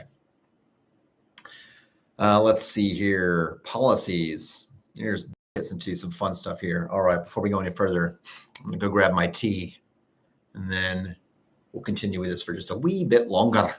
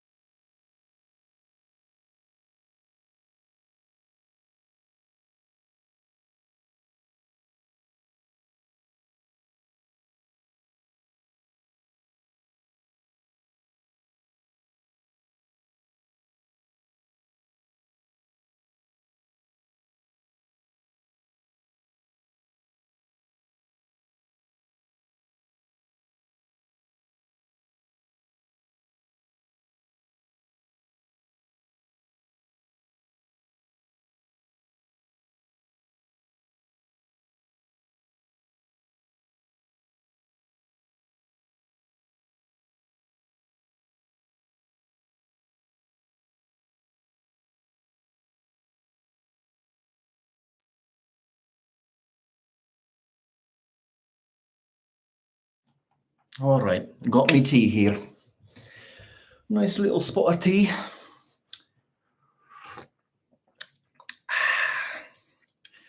It's delicious. Rooibos and chai. And rooibos is red tea, one of my favorites. That's damn good tea. Okay. Now time to look a bit into the policies of Project 2025. The Economist summarized the plan as containing some cultural war issues alongside others that are more sweeping in scope and break with past Republican orthodoxy, expanding deficits, and the national debt. Anna North of Vox describes it as a plan to consolidate power and push through unpopular policies. I'm not surprised that someone from Vox would say that. While some proposals might require support of Republicans in both houses of Congress, favorable rulings from the conservative Supreme Court, much relies on executive power. Let's see, census citizenship question. The project seeks to revive a Trump administration effort to include in the decennial U.S. Census the question of whether a person being counted is a U.S. citizen. The census is used to apportion congressional seats and the Electoral College. Interesting. The Trump administration publicly argued it wanted the new question to prevent racial and language discrimination.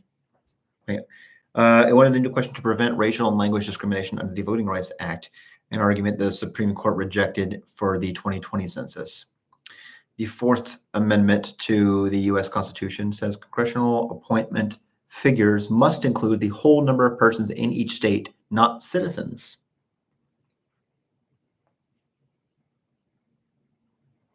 Well, how would they revive it? I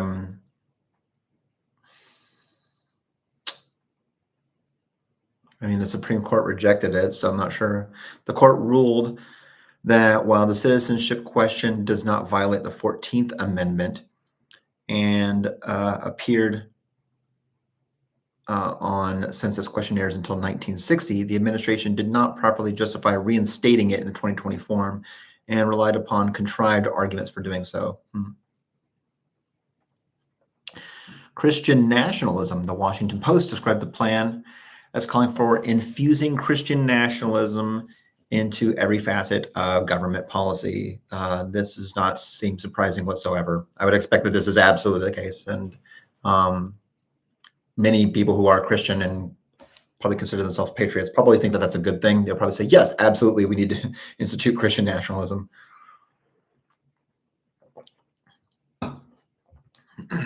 But something tells me they wouldn't deny that characterization. See, some Project 2025 contributors, including Vought, promote Christian nationalism. Other commentators and news outlets have also linked Project 2025 to Christian nationalism.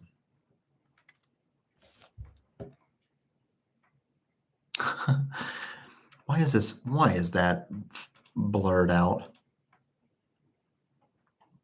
It's a picture of a blurred out picture of somebody holding up a Jesus wearing a MAGA hat. I'm not gonna, you can kind of tell from even with the blurriness there.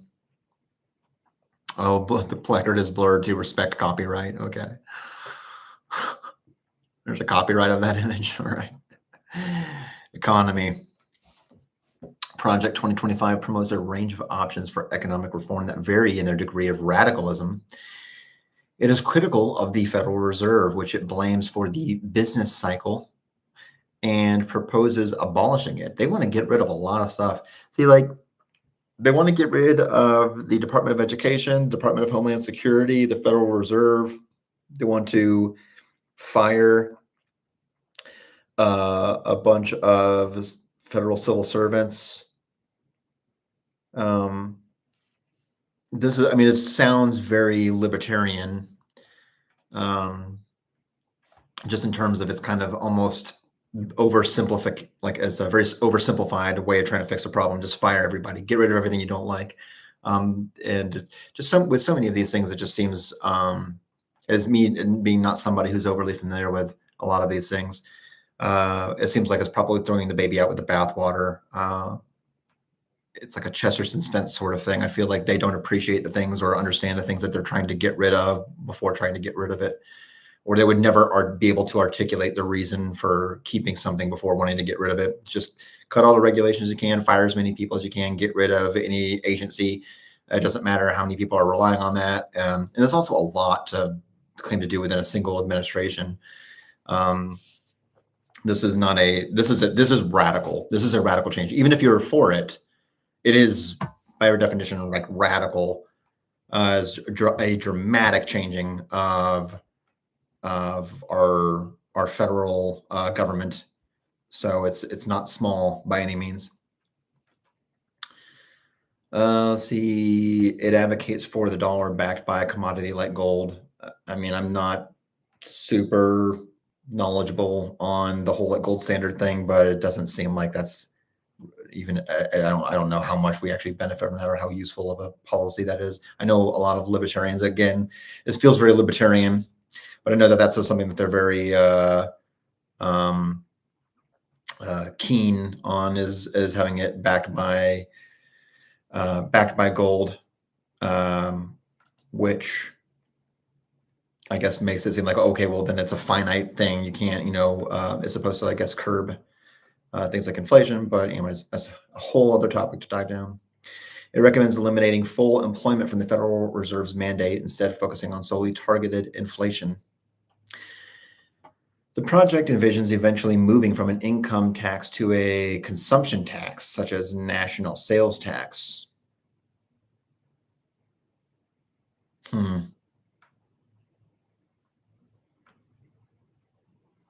Being not very familiar, I'm not sure how I feel about that.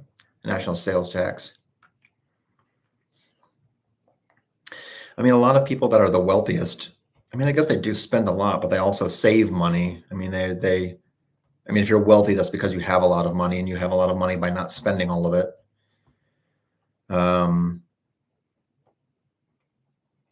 If somebody's paying an income tax, you're going to be paying that tax ostensibly, like no matter how much income you take. I mean, obviously people get around this. Once you get wealthy enough, you're able to circumvent a lot of that kind of stuff. But I don't know. I'm not a tax expert, so I can't really speak too much for that right now, but we'll see. In the interim, the project seeks to extend the Tax Cuts and Jobs Act of 2017. It further recommends simplifying individual incomes taxes to 2 flat tax rates, 15% on incomes up to the Social Security wage base, $168,600 in 2024, and 30% above that. I don't like the idea of flat rates. I feel like some type of progressive income tax makes a lot more sense, because of isn't the idea of marginal utility? 15%. If you're only making like $30,000-$40,000 a year, 15% of your income is a huge amount. I mean, it means a lot to you. It's a huge amount no matter what, but it has a way bigger impact on you than if you make $100,000 a year, having to pay $15,000. I mean, yeah, it's a lot. That's technically more money, but it actually, doesn't hit you as hard because you still have a lot of money left over at the end of the day. So personally, I'm not really a big fan. I think there needs to be more brackets, a lot more brackets. I don't like the idea of these 2 brackets here. An unspecified standard deduction would be included, but most deductions, credits, and exclusions would be eliminated. The proposal would likely increase taxes significantly for millions of low and middle income households. I don't know what the rate is right now for people that would be, say, like in a lower middle income household. This is in July of this year, CBS. Let's see, we'll finish that in a second. Okay, we'll come back to you.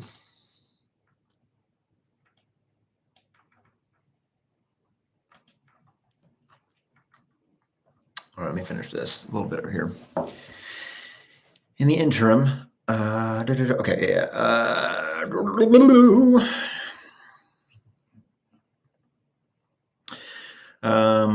Okay, the proposal would likely increase taxes significantly for millions of low and middle income households. It aims to reduce the corporate tax rate from 21 to 18%, calling it the most damaging tax in the country. The 2017 TCJA, the Tax Cuts and TCJA, Tax Cuts and Jobs Act, cut the rate from 35% to 21%. That is a massive reduction. It proposes reducing the capital gains rate for high earners from 15% to the 2024 level of 20%. Okay, so we're reducing the capital gains rate to another 5%. After these reforms are implemented, it recommends that a 3/5 vote threshold be required to pass legislation that increases individual or corporate income tax to create a wall of protection for these reforms. A 3/5 vote must meet threshold be required to pass legislation to increase individual or corporate income tax. To increase taxes for corporate or individuals has to be a 3/5 vote to create a wall of protection for these reforms. Despite a wide consensus that enforcing legislation that binds subsequent Congress is unconstitutional. The plot thickens. Okay, let me read a little bit about this guy right here. I want to see how this is supposed to affect me here. Okay, I specifically want to know about. Yeah. Trump doesn't know anything about this. Okay, I shifted to brackets. The tax proposal of Project 2025, if enacted, would likely affect every adult in the U.S. by tossing out the nation's longstanding system of multiple tax brackets, which is designed to help lower income Americans pay a smaller share of their income in federal taxes compared with the middle or higher income workers. Currently, there are 7 tax brackets: 10, 12, 22, 24, 32, 35, and 37, with each based on income thresholds. For instance, a married couple pays 10% in federal income tax on their first $23,000 of income, and then 12% on earnings from $23,000 to $94,000, and so on. So basically, we'd be paying more in taxes if you're a married couple.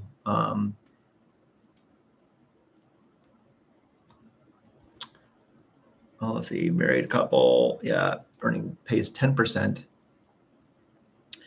If you're making 94,000 or less, or between that and 23. Project 25 argues that the tax system is too complicated and expensive for taxpayers to navigate. Let's just make it super simple. That doesn't make it better. It doesn't mean it's more efficient or that it actually helps people better. I mean, like, tax systems, like, why would you expect them to be uncomplicated?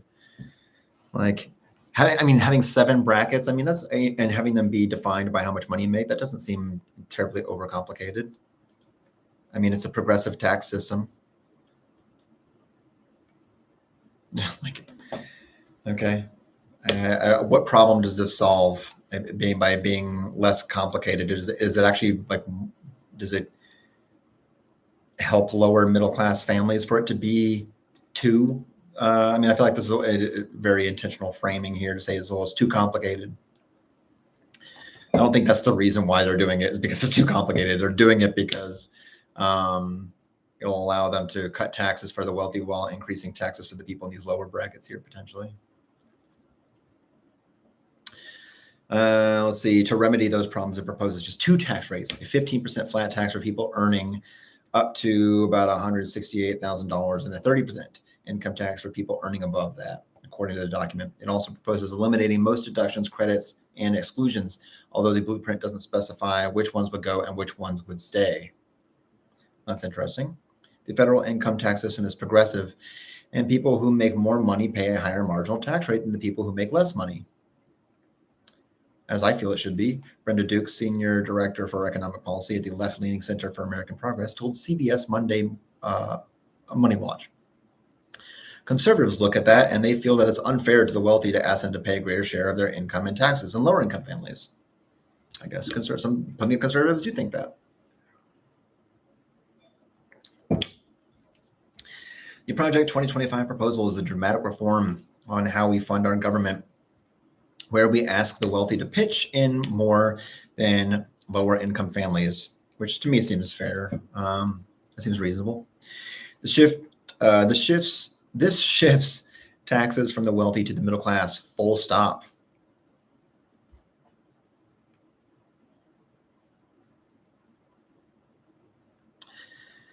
Project 2025 didn't immediately respond to a request for comment. In a statement, the Heritage Foundation said it will ultimately be up to the next conservative president to decide which recommendation to implement. You don't know. Adding, as we've been saying for more than 2 years now, Project 2025 does not speak for any candidate or campaign because we can't without compromising our 501c3, 3C3, goodness, dyslexic or something, I don't know. Project 2025 tax rates millions of low and middle class households would likely face significantly higher taxes under the Project 2025 proposals. He estimated that a middle class family with 2 children and an annual income of $100,000 would pay $2,600 in additional federal income tax if they face a 15% flat tax on their income due to the loss of the 10 and 12 tax brackets. If the child tax credit were also eliminated, they would pay an additional $6,600 compared with today's tax system. Holy crap. That's a lot of money for folks.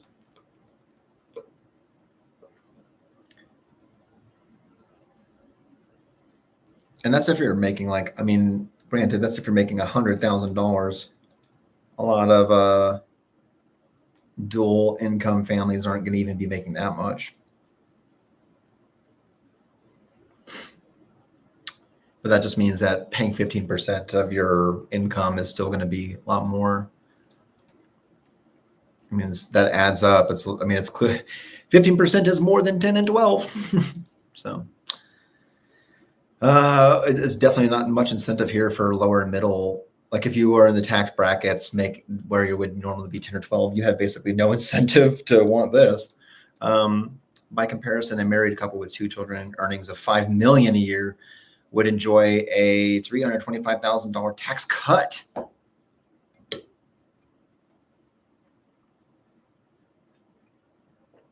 Yeah, that 50% bracket is a very big deal in terms of raising taxes on middle-class families. Yeah, sounds like it. Millions of U.S. households earning less than $168,000 would likely face higher taxes with a 15% rate. Currently, the bottom half of American taxpayers who earn less than $46,000 a year pay an effective tax rate of 3.3%, which reflects their income taxes after deductions, tax credits, and other benefits. Interesting. The bottom half of American taxpayers who earn less than $46,000 a year pay an effective tax rate of 3.3%.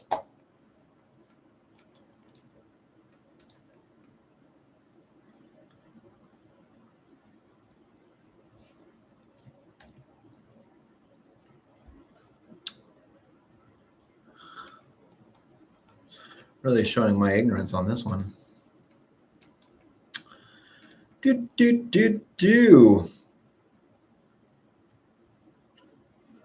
Okay.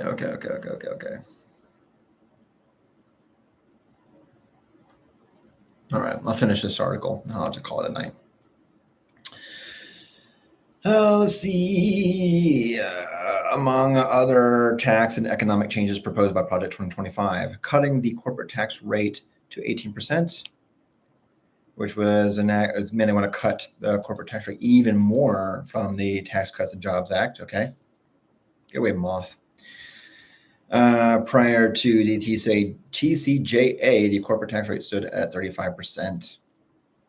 Yeah, so it's like almost cutting it in half from what it originally was before that. Reducing the capital gains tax to 15%. Currently, the high income earners pay a tax rate of 20% on the capital gains. Eliminating credits for green energy projects created by the Inflation Reduction Act. Well, that's bad. Considering the introduction of the U.S. consumption tax, such as national sales tax.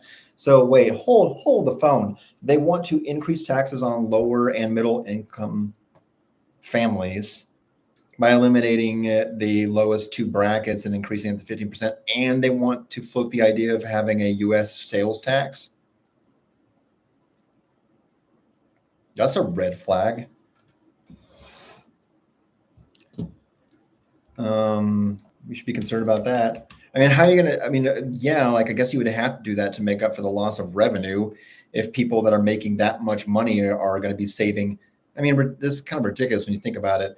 A middle-class family making $100,000 would be paying $2,600 more. So the government with that extra tax money would be getting that much additional money out of this family right here, squeezing that much additional money, which to them would, probably be a lot, but the government, it's not very much. So, yeah, I mean, especially whenever they're reducing the amount of revenue they can generate by allowing, I mean, granted, there's not going to be that many people making 5 million or more, but that's still like a massive amount of tax revenue just lost there. Especially when you're looking at cutting taxes that would be affecting corporations and higher earners more, and effectively raising it on the bottom earners, and then instituting a sales tax. That doesn't really sound like anybody that in my tax bracket, any middle class person, I don't feel like would want this. And they want to eliminate the Federal Reserve's mandate to maintain full employment in the labor market. To be sure, overhauling the tax system would require lawmakers to approve changes to the tax code, which could be difficult if either the House or Senate is controlled by the opposing party. For instance, Trump was able to get his Tax Cuts and Jobs Act passed by a Republican-led Congress, even though no Democrats voted in support of the measure. That's not surprising. What does Trump say about taxes? Trump hasn't yet proposed any concrete tax plans. This was written, this was in July, which is kind of crazy that he still doesn't, at least up until now, I don't know that he's actually unveiled anything, but it's amazing that even as recently as July of 2024, Trump hasn't released any specific tax proposal.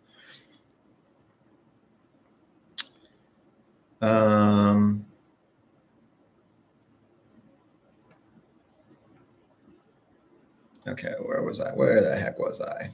Okay. But analysts expect that he would seek to extend the tax cuts enacted through the TCJA if he is reelected. Currently, many of the provisions in the Tax Cuts and Jobs Act, included lower tax brackets, are set to expire at the end of 2025.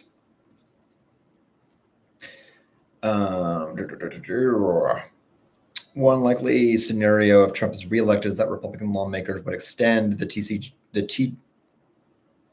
be the TCJ's. You got that wrong, CBS. The TCJA's tax cuts while seeking to fund the reduction in tax revenue by repealing some of the clean energy and climate-related provisions in the Biden administration's Inflation Reduction Act, according to an April report from Oxford Economics.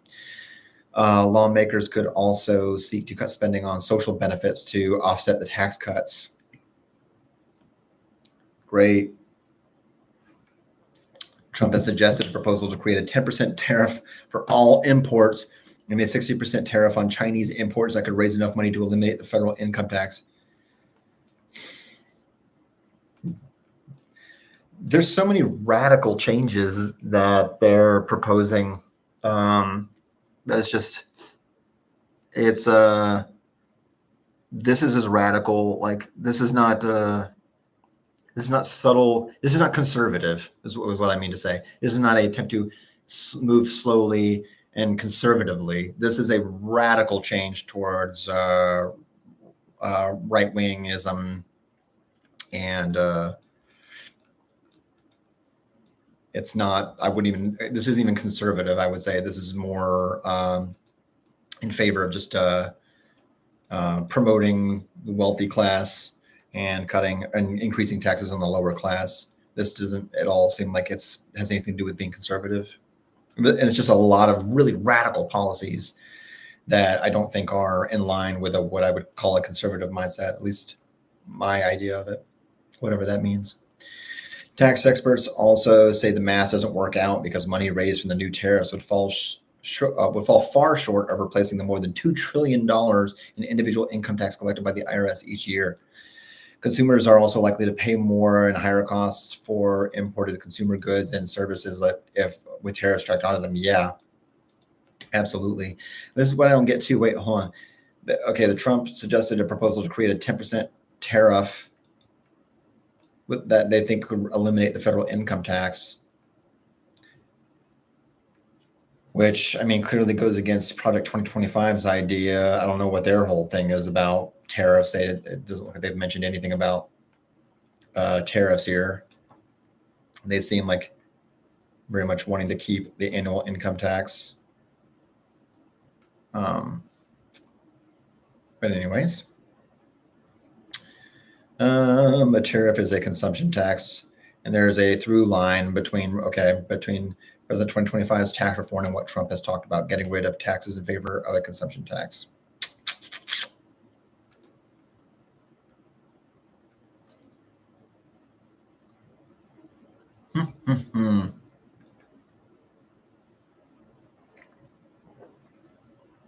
Okay, let's see what we got here.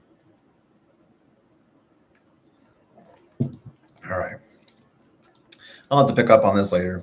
It's been fun, but we will start this back up later. I'll read this article there about how Americans think they pay too much in taxes. Here's who pays the most and least, according to the IRS. I guess according to CBS News. All right. And with that, my watch has ended.